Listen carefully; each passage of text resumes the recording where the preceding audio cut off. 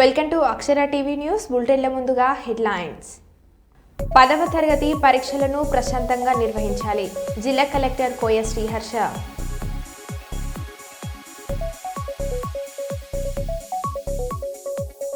Megastar చిరంజీవికి మరొక అత్యున్నత పురస్కారం.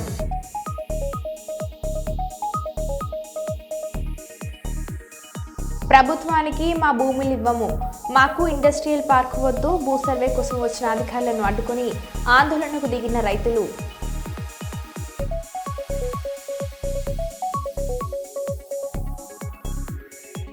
ప్రధాని నరేంద్ర మోడీ అధ్యక్షతన కేంద్ర కేబినెట్ సమావేశం.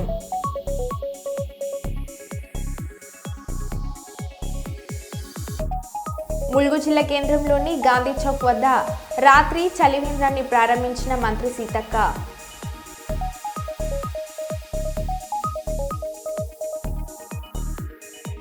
తిరుపతిలో వైఎస్ఆర్ కాంగ్రెస్ పార్టీ ఆధ్వర్యంలో మహిళలకు ఉచిత బస్సు విషయంలో కూటమి ప్రభుత్వం చేసిన మోసంపై వినూత్న నిరసన.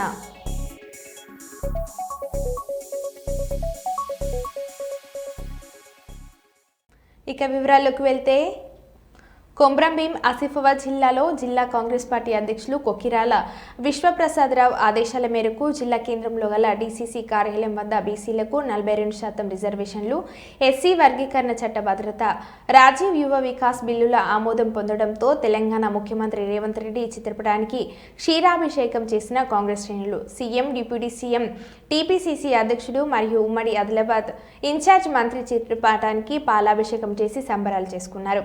ఈ సందర్భంగా మాజీ ఎమ్మెల్యే ఆద్రం సక్కు మాట్లాడుతూ, ప్రభుత్వం ఏర్పాటి 15 ఏళ్లలోనే చారిత్రాత్మకమైన నిర్ణయాలను తీసుకుంటూ ప్రజల క్షేమాలను కోరుతూ రాష్ట్ర అభివృద్ధి ధ్యేయంగా కాంగ్రెస్ పార్టీ చేస్తుందని అన్నారు. ఈ కార్యక్రమంలో బీసీ సంఘం జిల్లా అధ్యక్షుడు రమేష్, పార్టీ మండల అధ్యక్షుడు చరణ్, మాజీ మార్కెట్ కమిటీ చైర్మన్ మల్లేష్, రైతు సంఘం జిల్లా అధ్యక్షుడు మారుతి, కాంగ్రెస్ పార్టీ నాయకులు, అభిమానులు తదితరులు పాల్గొన్నారు.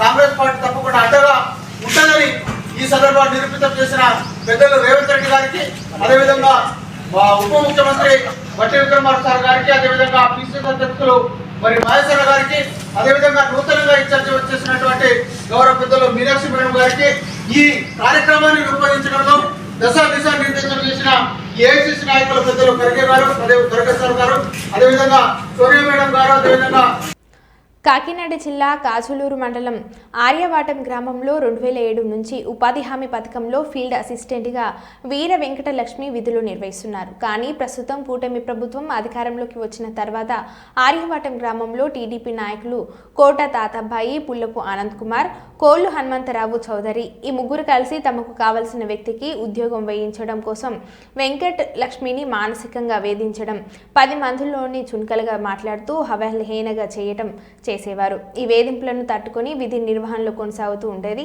చివరికి అధికార బలంతో తప్పుడు ఆరోపణలతో వెంకటలక్ష్మి ఉద్యోగం నుంచి తొలగించి వారికి కావలసిన వ్యక్తికి ఉద్యోగంలో నియమించడం జరిగింది. అనేక రకాలుగా టార్చర్ చేయడం జరిగింది. ఆమె తట్టుకుని ఉద్యోగం చేస్తూ ఉన్నా సరే రాజకీయంగా వాళ్ళు వాళ్ళ స్వార్థంతో వాళ్ళకి కావాల్సిన వాళ్ళు వేసుకోవడం కోసం ఈవిడిపై లేనిపోయి తప్పుడు ప్రచారాలు చేసి ఈమె స్థానంలో వేరే వాళ్ళని వేయటం జరిగింది. దాని నిమిత్తం వెంకటలక్ష్మి గారు వారిపై హెరాస్మెంట్ కేసు కూడా గొల్లపాలెం పోలీస్ స్టేషన్లో పెట్టడం జరిగింది. ఇప్పటికే చాలా రోజులు కేసు పెట్టడం జరిగింది. పోలీసు వారు వారిపై చర్యలు తీసుకుని ఎఫ్ఐఆర్ వేస్తానన్నారు. కానీ ఇప్పటి వరకు ఏ విధమైన రెస్పాన్స్ లేదు. న్యాయం చేస్తామంటున్నారు కానీ న్యాయం మా దాకా రావలేదు. కాబట్టి మేము ఈరోజు మీడియా సమక్షంలో విషయాలు చెప్పడం కోసం మేము ఇక్కడికి రావడం జరిగింది. అధికారంలోకి వచ్చిన టీడీపీ ప్రభుత్వం గత వైఎస్ఆర్సీపీ పరిపాలనలాగే వీళ్ళు కూడా కొనసాగిస్తూ ఉన్నారు. ఎస్సీలపై దాడులు చేస్తూ ఉన్నారు. ఎస్సీలు ఉద్యోగాలు తీసేస్తూ ఉన్నారు. ఇక్కడ రామచంద్రపురం నియోజకవర్గంలో బీసీ మంత్రి గారు మా ఎస్సీల సమస్యలను పట్టించుకుంటారనే నమ్మకంతో మేము ఉన్నాము. మరి మంత్రి గారికి తెలుసో లేదో కానీ ఇక్కడ ఆర్యవాటం గ్రామంలో టీడీపీ నాయకుల చేసే పరిపాలన అరాచకంగా ఉంది, రాక్షస పాలనగా ఉంది. ఎప్పటికైనా ఈ మంత్రి గారు ఆ టీడీపీ నాయకులకి బుద్ధి చెప్పి ఎవరైతే వెంకటలక్ష్మి ఫీల్డ్ అసిస్టెంట్ ఉన్నారో ఆమె ఉద్యోగానికి ఆవిడకి ఇప్పించి వారిపై తగు చర్యలు తీసుకోవాలని కోరుకుంటున్నాము. లేదండి, నా భర్త అయితే పనికి వెళ్ళారండి. మా బిడ్డలు, నా భర్త, మా కుటుంబం ఈ జాబ్ మీద మేము బ్రతుకుతున్నామండి. తర్వాత మాకు ఈ జాబ్ తప్ప వేరే జాబ్ లేదు.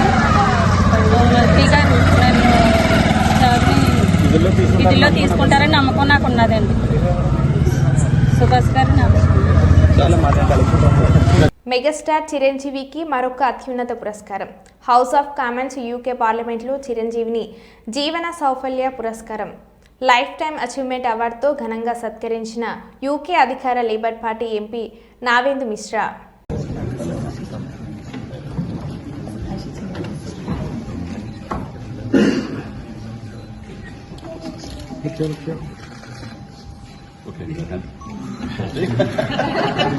That's good.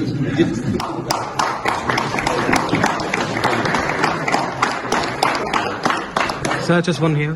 Thank you. Just one here.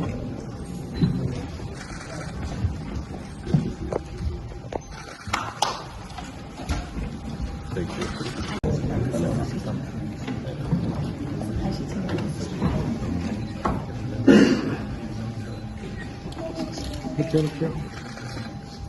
Okay. That's good.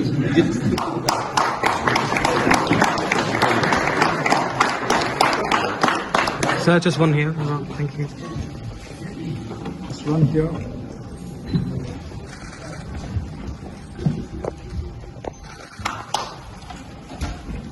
Thank you. Rajanagaram నియోజకవర్గం ప్రజల తరపున చంద్రబాబుకి ధన్యవాదములు.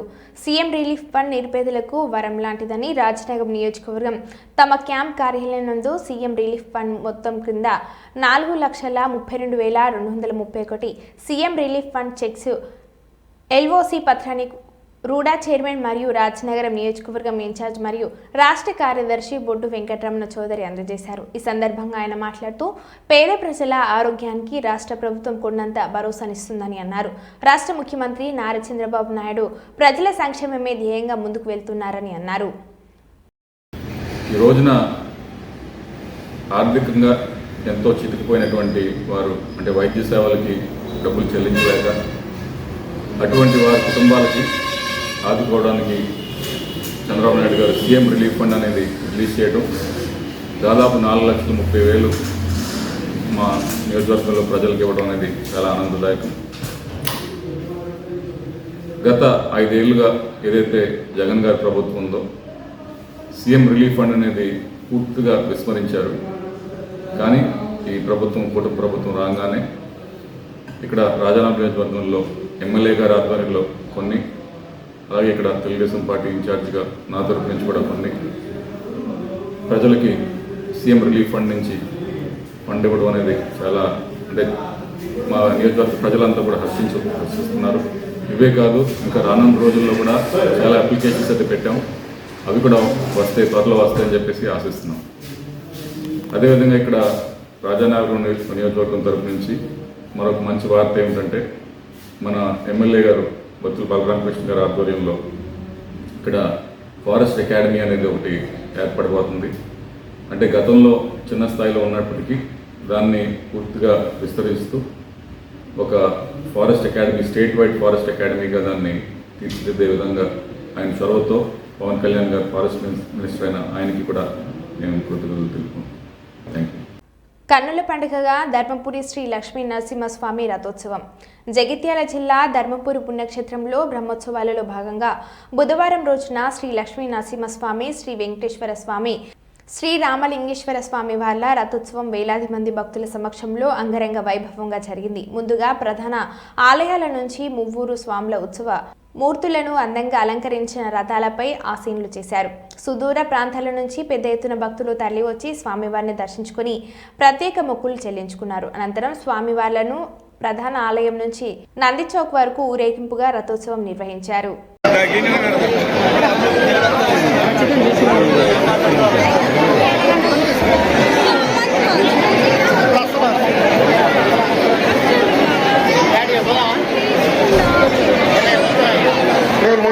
పిల్లలు జాగ్రత్త.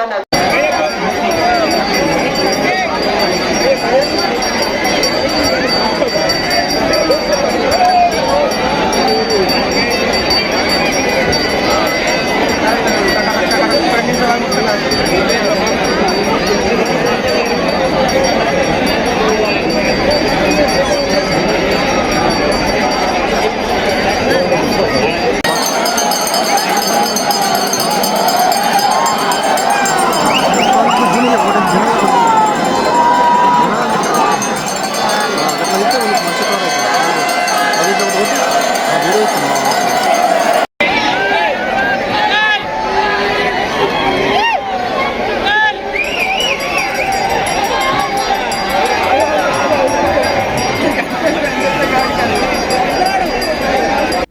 సుల్తాన్బాద్ పట్టణంలోని కాట్నపల్లి గ్రామ శివాలయంలో పూజా కార్యక్రమం నిర్వహించి విలేజ్ కురాలు అనే టైటిల్తో సమాజంలో జరుగుతున్న కుల వివక్షపై సైనిక్ కళ్యాణ్ ఆధ్వర్యంలో తెరకెక్కుతున్న 100వ లఘు చిత్రాన్ని క్లాప్ కొట్టి ప్రారంభించారు. చిత్ర యూనిట్ సభ్యులు ఈ కార్యక్రమానికి హాజరైన గ్రామ సర్పంచ్ పలువురిని శాలువతో సన్మానించి స్వీట్లను పంపిణీ చేశారు. ఈ సందర్భంగా చిత్ర యూనిట్ సభ్యులు పలువురు మాట్లాడుతూ అందరూ ఆదరించి 1,00,000కు పై చిలుకు వ్యూస్తో విజయవంతం చేయాలని కోరుతున్నామని అన్నారు.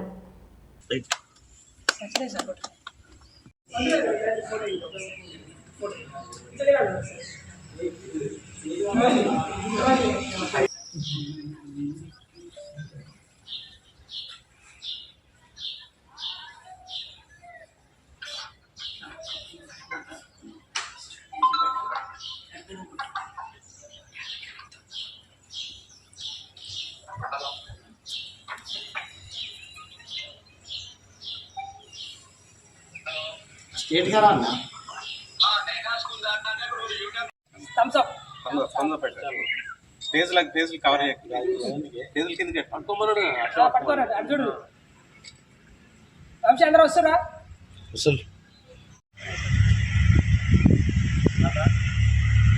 సండే ఒక్క నిమిషం వచ్చిందా ఇంకొక లేడీ అందరూ వస్తారా సార్ మాట్లాడాలి. ఈరోజు కాటపల్లి విలేజ్లో రామాలయం ఆవరణలో విలేజ్ కుర్రాలోని ఛానల్ మీద సినిమా షూటింగ్ ఇవాళ ప్రారంభోత్సవం జరుగుతున్నది. ఈ సినిమా 100% 1,50,000 వ్యూస్ పోవాలని చెప్పేసి మేము మనసారా కోరుకుంటున్నాం. ఈ సినిమా 100వ చిత్రం కాబట్టి విజయవంతం కావాలని మేము కోరుకుంటున్నాం. రామేశ్వరాలయంలో విలేజ్ కుర్రాళ్ళు బ్యానర్పై నిర్మిస్తున్నటువంటి లఘు చిత్రం సైనిక్ కళ్యాణ్ గారి మరి ప్రొడ్యూసర్ అండ్ డైరెక్టర్గా వారి ఆధ్వర్యంలో వారి బ్యానర్లో 100వ చిత్రంగా ఈరోజు కాట్నపల్లి గ్రామంలో ప్రారంభించుకోవడం జరిగింది. మరి ఈ యొక్క లఘు చిత్రం మంచి విజయం సాధించాలని భగవంతుని ప్రార్థిస్తున్నాను. ప్రస్తుతం ఉన్న పరిస్థితులలో జర్నలిజం లేకపోతే ప్రజాస్వామ్యం మనుగడ ప్రశ్నార్థకంగా మారుతుంది.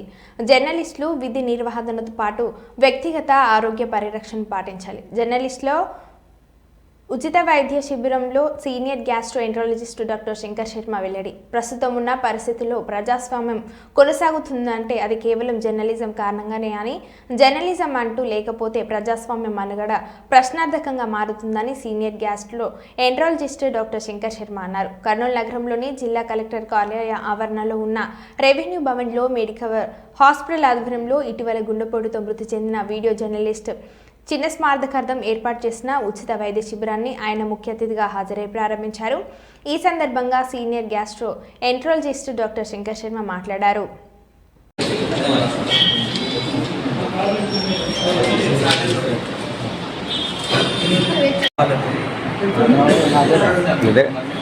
అంతే కదా మారుతున్నా ఒకటే ఉండనే మనకు రాసరిగా దాంట్లో బీపీ, ఈసీజీ మరియు టుడీకో మొదలగు పరీక్షలు చేయడము చాలా అభినందనీయమని నేను భావిస్తున్నాను. ఈ కార్యక్రమానికి నన్ను రామస్వామి గారు వచ్చి ఓపెన్ చేయండి సార్ అన్నప్పుడు సరే నా వంతుగా జర్నలిస్టులకు ఏదో ఒక విధంగా నేను తోడ్పడుతుంటాను, కృషి చేస్తుంటాను. కానీ నిరుపేద కుటుంబాల నుంచి ఇప్పుడు ఈ జర్నలిస్టులు రావడం జరుగుతూ ఉంది. దానికి తోడు జర్నలిస్ట్ ఇప్పుడు ఈ ప్రెస్ అనేది 4th ఎస్టేట్ అంటారు. ఒక డెమోక్రసీలో ఈ రకంగా జ్యుడిషియరీ, లెజిస్లేచర్, ఎగ్జిక్యూటివ్ ఏ రకంగా ఉంటుందో ప్రెస్ అనేది 4th ఎస్టేట్ అన్నారు. డెమోక్రసీలో చాలా అత్యుత్తమమైన విలువలతో ముందుకు రాణించే ఒక ఇన్స్టిట్యూషన్ ఏదన్నా ఉందంటే అది ప్రెస్ అనే చెప్పొచ్చు.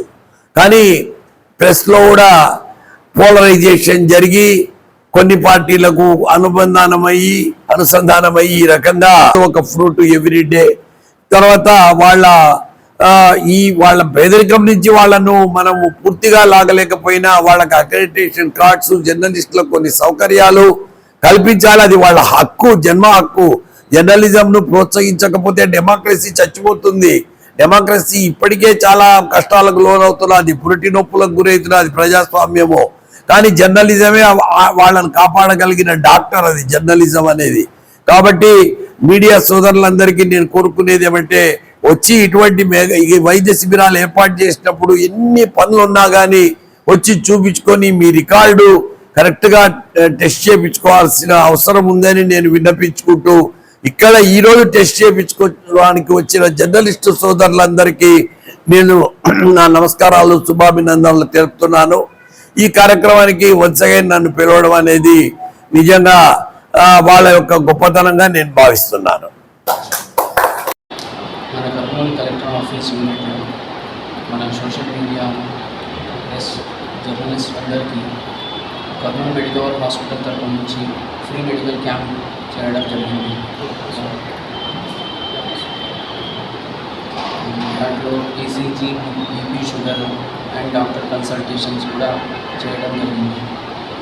చాలామందికి వేరే వేరే ఉండే కార్డియో ప్రాబ్లమ్స్ కానీ, కిడ్నీ ఇష్యూస్ ఉన్న వాళ్ళకి, ఇంకా జనరల్ ఇష్యూస్ ఉన్న వాళ్ళకి హాస్పిటల్ కూడా పంపించడం జరిగింది.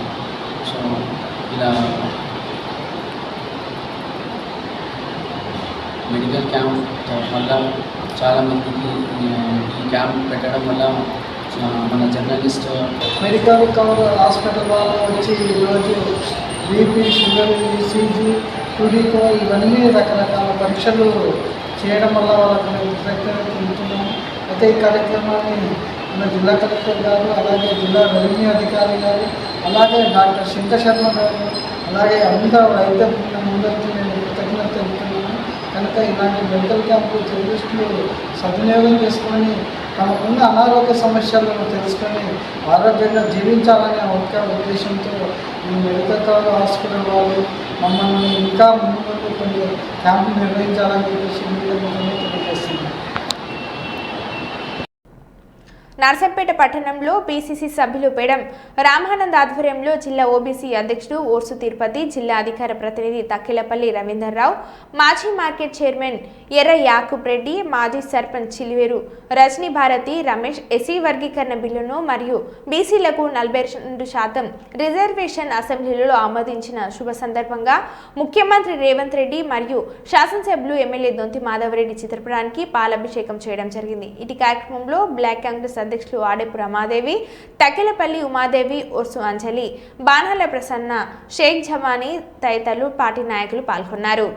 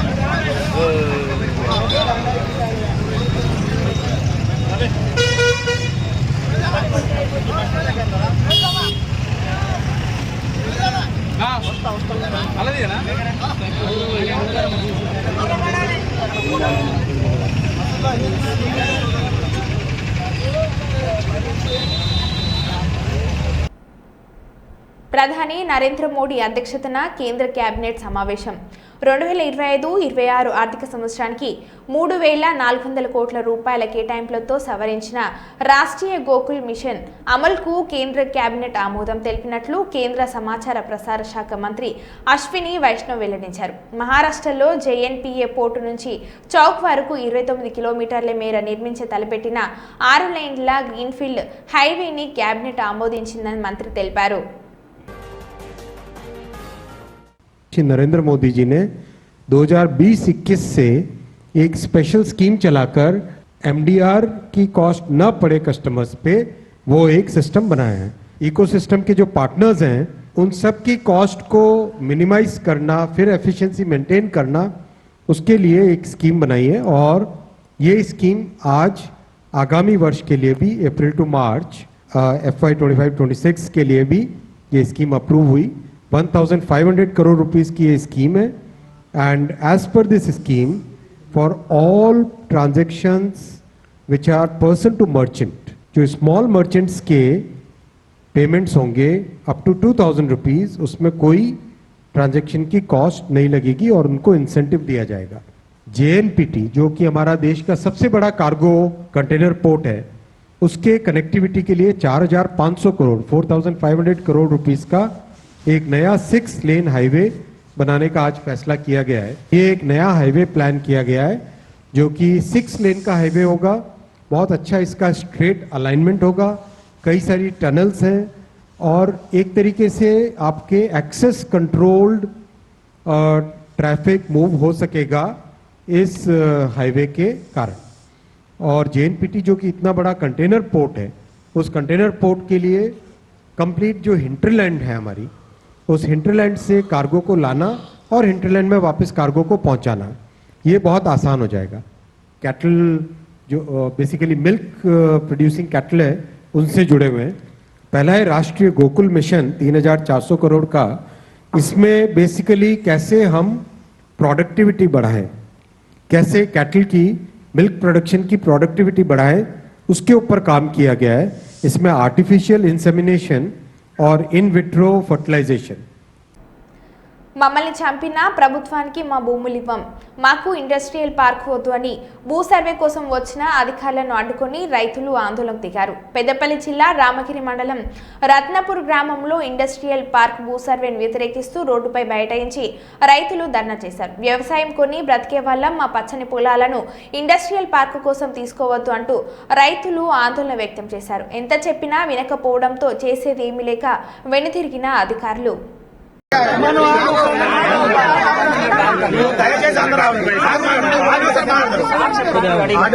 సావధానంగా మాట్లాడండి.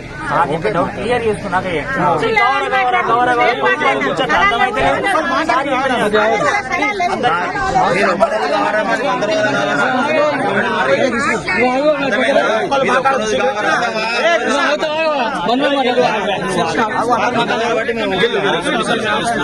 ఒక్క పూట మీరు చూడడానికి మాకు టైం వేస్ట్ అవుతుంది. ఇక్కడ ఏమైంది సార్ అంటే ఇది ఓన్లీ రెవెన్యూ చేయటం అవుతాను సార్. మీరు కనీసము ఇప్పుడు నా భూమి తీసుకుంటారు, నాకు అక్కడ లేదు కానీ మా రైతుల భూమి తీసుకుంటారు. ఆ భూమిలకు నేను అడుగు పెట్టినా ఏమంటారు సార్? మీరే ఇప్పుడు ఏమంటారు? అట్లనే ఈ రెవెన్యూ అంటే రెవెన్యూ పోయిన ఎంఆర్ఎస్ ఏం చేయండి సార్, అసలు భూమి పోయేది ఎవరికి తెలియదు. పోతాంది ఇట్లా అనుకుంటున్నారు. తక్కువ తీసుకొచ్చిండు, ఆ బోర్డు అక్కేసి పీకిన తర్వాత ఇబ్బందాలు చూసుకున్నాక అప్పుడు మొదలైంది ఏంటి అసలు నా భూమికి నాకు తెలియకుండా ఎంఆర్ఓ సాబ్ అక్కడ ఎందుకు అతికేసింది? ఫస్ట్ క్వశ్చన్ మీకు. గోడ మీద అతికేసే అధికారం వదిలించారు. గ్రామ పంచాయతీకి వేసినాక వాళ్ళు భయపడి మాకు చూంచులేదు, అది తింపేసి తెల్లారి మళ్ళీ మేము అటు ఇటు సేకరించుకొని మొత్తం జిరాక్స్ తీసుకొని రైతు బంధం చూసుకున్నాం. అక్కడ జరిగింది సార్ మిస్టేక్. ఆ నుంచి మొదలుకొని మళ్ళీ మీరు పబ్లిక్ నోటిఫికేషన్ ఇచ్చారు, అది ఏ రైతు తెలియకుండా ఇష్టపడేసారు. అది పబ్లిక్ నోటిఫికేషన్ మీ భూమి తీసుకుంటాను అని చెప్పేసి. మూడోది మీరు ఇక్కడ రాకుండా అసలు ఒకసారి మీటింగ్ పెట్టి ఫస్ట్ వీళ్ళందరూ రైతులను కూర్చోబెట్టి మీ భూములు మీరు తీసుకుంటాము, మీకు ఈ రేట్ ఇస్తాము, నచ్చుతుందా నచ్చదా, మీకు ఇస్తారా ఇయ్యరా, అక్కడ లగచెర్ల ఫ్యాక్టరీ పడతా అండి, మీరు చచ్చిపోతారా బతుకుతారా, లేకపోతే ఏ కంపెనీ పడతా ఏది కూడా తెలియదు మాకు. ఇప్పుడు మాకు అక్కడ ఏం కంపెనీ పడుతుంది అని పుకారంటే లగచెర్ల క్యాన్సల్ అయిన కంపెనీ పడుతుందని రైతు అంతా పుకారు. దీనికి మీరు అని చెప్పు పొలాలు కూడా నష్టం అవుతుంది.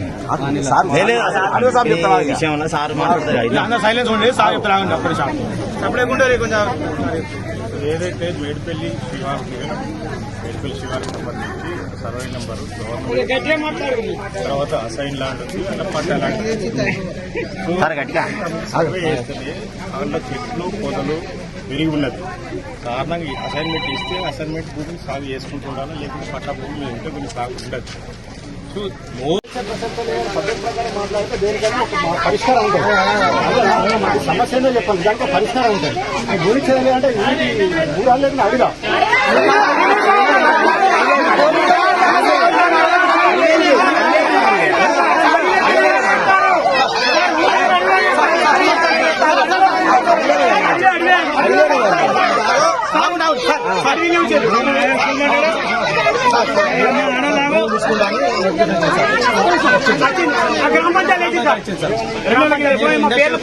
ఇండస్ట్రియల్ పార్క్ ఏర్పాటు చేసాము. సర్వే నెంబర్ తీసుకుంటున్నాము. దానికి ఏమైనా అభ్యంతరాలు ఉంటే మీరు 2 నెలలు తెలపండి అని మాకు నోటిఫికేషన్ జారీ చేసింది. దానికి మేము 100% కలెక్టర్ 2 సార్లు ఇచ్చాము, ఆర్డీఓ గారికి 3 సార్లు ఇచ్చాము, ఎంఆర్ఓ గారికి 2 సార్లు రిప్రజెంట్ ఇచ్చినాము. మేము దానికి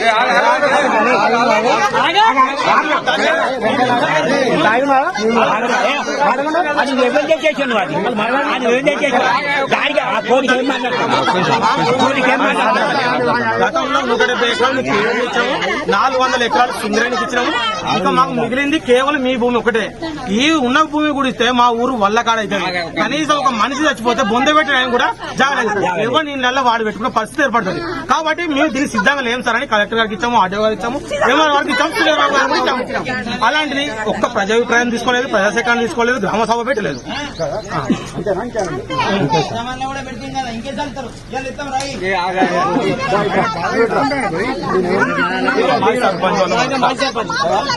బీజేపీ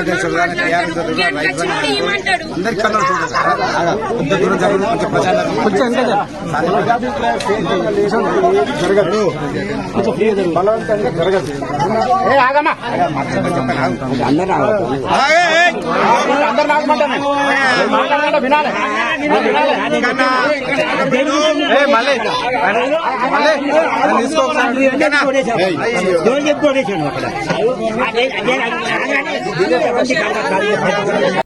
మరబుల్టేల మళ్ళీ కలుద్దాం. Stay tune.